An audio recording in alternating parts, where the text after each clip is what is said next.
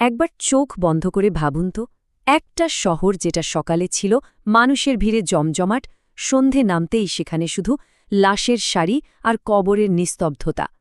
রাস্তায় রাস্তায় পড়ে আছে মৃতদেহ, বাতাসে যেন ঘুরে বেড়াচ্ছে এক অদৃশ্য ভয়। না, এটা কোনো সিনেমার গল্প না, এটা ইতিহাসের সবচেয়ে ভয়ঙ্কর সত্যি, ব্ল্যাক ডেথ। সময়টা চতুর্দশ শতক। ইউরোপ তখন দারুণ এক সময় পার করছে। ব্যবসা বাণিজ্য বাড়ছে, জনসংখ্যা বাড়ছে, চারদিকে একটা প্রাণচঞ্চল্য। শহরগুলো সবসময় ব্যস্ত, বন্দরগুলোয় দিনরাত কাজ চলছে, মানে সব কিছুই একদম ঠিকঠাক চলছিল। কিন্তু একদিন হঠাৎ করেই সবকিছু ওলটপালট হয়ে গেল। ইতালির একটা বন্দরে এসে ভিড়ল কয়েকটা জাহাজ। কিন্তু অদ্ভুত ব্যাপার কি জানেন, জাহাজের ভেতরে প্রায় সবাই মরে পড়ে আছে, আর যারা কোনো মতে বেঁচে ছিল তারা যন্ত্রণায় কাতরাচ্ছে, মৃত্যুর প্রহর গুনছে। ওই একটা দিন, ওই একটা ঘটনা, এরপর পৃথিবীটা আর আগের মতো রইল না। ইতিহাসের মোড়টাই যেন ঘুরে গেল। চলুন আজ আমরা এই ঘটনার আরও গভীরে যাব আর দেখব ঠিক কী ঘটেছিল সেদিন। তো প্রশ্ন হলো, এই ভয়ঙ্কর অধ্যায়ের শুরুটা হলো কিভাবে? আসলে এর শুরুটা হয়েছিল সমুদ্র দিয়ে। এক নীরব আতঙ্ক জাহাজে চড়ে এসে ভিড়েছিল ইউরোপের উপকূলে। এসেছিল নিঃশব্দে, কিন্তু এর ফল ছিল কল্পনারও বাইরে। সালটা ছিল ১৩৪৭ অক্টোবর মাস। ইউরোপের বাণিজ্য তখন তুঙ্গে। ঠিক এমনই এক সময় ইতালির সিসিলি বন্দরে এসে ভিড়ল ১২টা জাহাজ। কিন্তু বন্দরে যারা অপেক্ষা করছিল তারা যা দেখল তার জন্য কেউই প্রস্তুত ছিল না। জাহাজের বেশিরভাগ নাবিক হয় মৃত, না হয় মারাত্মক অসুস্থ অবস্থায় পড়ে আছে। যারা অসুস্থ ছিল তাদের শরীরে দেখা যাচ্ছিল ভয়াবহ কিছু লক্ষণ, প্রচণ্ড জ্বর, তার সাথে বমি আর রক্তপাত। কিন্তু সবচেয়ে ভয়ঙ্কর ছিল শরীরের বিভিন্ন জায়গায়, বিশেষ করে বগলে আর কুচকিতে বড় বড় কালো ফোলা দাগ হয়ে যাওয়া। এই কালো দাগ থেকেই তো নামটা এসছে ব্ল্যাক ডেথ। আর সবচেয়ে আতঙ্কের ব্যাপার ছিল কি জানেন, লক্ষণ দেখা দেওয়ার পর মাত্র ২-৩ দিন তার মধ্যেই মৃত্যু প্রায় নিশ্চিত।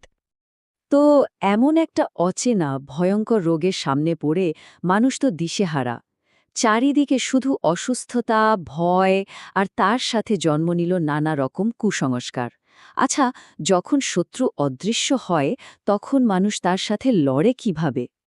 সবার মনে তখন ঘুরপাক খাচ্ছে একটাই প্রশ্ন, কি এটা? কোথা থেকে এলো এই মহামারী যাকে কোনোভাবেই থামানো যাচ্ছে না? এর চিকিৎসাটাই বাকি। ব্যাপারটা এখানে খুব ইন্টারেস্টিং হয়ে যায়। একদিকে ছিল মানুষের বিশ্বাস, আর অন্যদিকে ছিল আসল সত্যিটা। সেই সময়ের মানুষ কি ভাবছিল?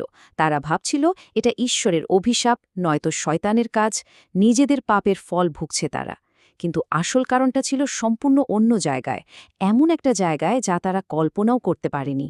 আসল কালপ্রেট ছিল জাহাজের ইঁদুর, আর সেই ইঁদুরের গায়ে থাকা ছোট ছোট মাছি, যা এক মারাত্মক ব্যাকটেরিয়া বয়ে বেড়াচ্ছিল। মানে ভাবুন একবার, মানুষ যখন শত্রুকে খুঁজছে আকাশে, শত্রু তখন লুকিয়েছিল তাদের পায়ের কাছেই। তো এই অদৃশ্য শত্রু আর মানুষের ভুল বিশ্বাস, এই দুটো মিলে যে পরিস্থিতি তৈরি হলো, তাতে পুরো সমাজ ব্যবস্থায় যেন ভেঙে পড়ল। কিভাবে? চলুন দেখি। মানুষ কিছু বুঝে ওঠার আগেই প্লেগ বুকমহালের মতো ছড়িয়ে পড়ল, একজন থেকে আরেকজনের শরীরে, একটা পরিবার থেকে আরেকটা পরিবারে, একটা শহর থেকে আরেকটা শহরে। কয়েক মাসের মধ্যেই গোটা ইউরোপ চলে গেল এই মহামারীর গ্রাসে। আর ফলাফল? সমাজ ব্যবস্থা পুরোপুরি ভেঙে পড়ল। রাস্তাগুলো সব শুনশান, শুধু এখানে সেখানে পড়ে আছে লাশ। ডাক্তাররা ভয়ে রোগী দেখা বন্ধ করে দিল, বন্ধুরা বন্ধুকে ছেড়ে পালালো, এমনকি পরিবারের লোকেরা নিজেদের অসুস্থ আত্মীয়কে ফেলে রেখে চলে যেতে লাগল। প্রতিদিন শয়ে শয়ে গণকবর খোঁড়া হচ্ছিল। মানবতা যেন এক চরম পরীক্ষায় পড়েছিল। এই যে সামাজিক ভাঙন, এর ফল কি হয়েছিল? এর প্রভাব এতটাই মারাত্মক ছিল যে সংখ্যাগুলো শুনলে বিশ্বাস করা কঠিন। ইউরোপের প্রায় অর্ধেক জনসংখ্যা, হ্যাঁ ঠিকই শুনেছেন, প্রায় অর্ধেক জনসংখ্যায় মুছে গিয়েছিল। ঐতিহাসিকরা বলেন মৃতের সংখ্যাটা ছিল প্রায় ৭.৫ কোটি থেকে ২০ কোটির মতো। সংখ্যাটা এত বড় যে আমাদের পক্ষে কল্পনা করাও মুশকিল। ভাবা যায়? এই ছবিটা দেখলে ভয়াবহতাটা বোঝা যায়। মাত্র কয়েকটা বছরে ইউরোপ তার মোট জনসংখ্যার প্রায় ৫০% হারিয়ে ফেলে। মানে সোজা কথায় প্রতি দুজনের মধ্যে একজন মারা গিয়েছিল। একটা পুরো প্রজন্ম প্রায় শেষ হয়ে গিয়েছিল। কিন্তু জানেন, ইতিহাসের সবচেয়ে বড় আয়রনিটা কি? এত বড় একটা ধ্বংসযজ্ঞের ভেতর থেকেই কিন্তু জন্ম নিয়েছিল একটা নতুন যুগ। অদ্ভুত না?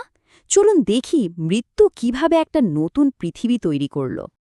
যখন ব্ল্যাক ডেথের কালো মেঘটা ধীরে ধীরে সরতে শুরু করল, তখন দেখা গেল পুরনো পৃথিবীর ছাই থেকে জন্ম নিচ্ছে এক নতুন পৃথিবী।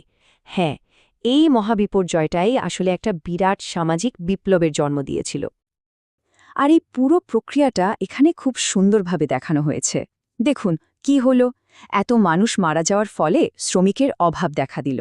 তো যারা বেঁচে ছিল তাদের কদর গেল বেড়ে, তারা বেশি মজুরি দাবি করতে শুরু করল। ফলে ক্ষমতাটা জমিদারদের হাত থেকে সরে আসতে লাগল সাধারণ শ্রমিকদের হাতে। আর এতেই ভেঙে পড়ল পুরনো ফিউডাল সিস্টেম বা সামন্ততান্ত্রিক ব্যবস্থা। আর ঠিক এখান থেকেই শুরু হলো এক নতুন যুগের, যাকে আমরা বলি রেনেসা বা নবজাগরণ।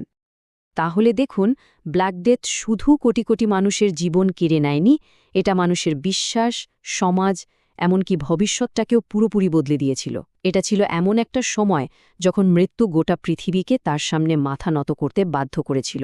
আর শেষে একটা প্রশ্ন রেখে যাই, এত বড় একটা বিপর্যয় কি শেষ পর্যন্ত মানব সভ্যতাকে আরও শক্তিশালী করে তোলে, নাকি এর ক্ষতটা চিরকাল রয়ে যায়?